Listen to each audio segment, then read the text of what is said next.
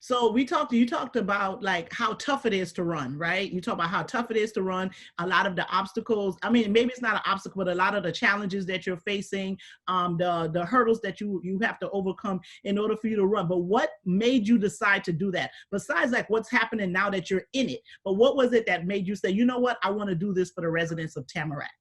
Because I love the city of Tamarac.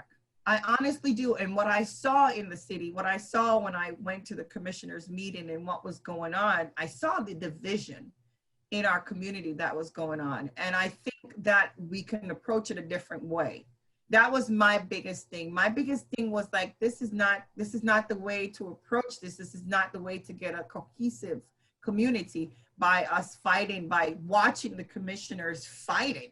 I mean, it's just, it wasn't, for me, it was very hard to see.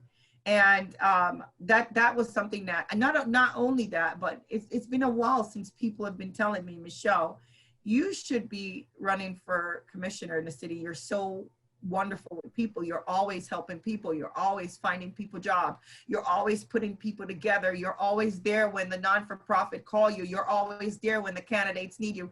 And I've worked with the candidates throughout the years in Broward County. I've worked with many of the candidates, providing students for them, providing things for them, whether it's Jerk Festival, whether it's their elections. They've always come to Chef Jones for support. And so I did expect that. Unfortunately, that didn't happen.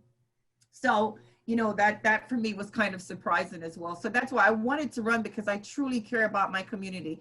I've been here for a long time. I raised my son here between here and North Lauderdale.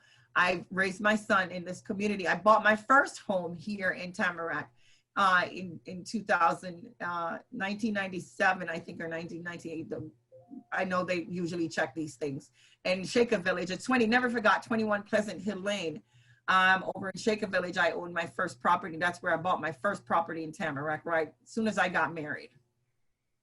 So I love the community. I see it's growing. I see it also struggling to become something else, you know, to adapt the changes in the demographic.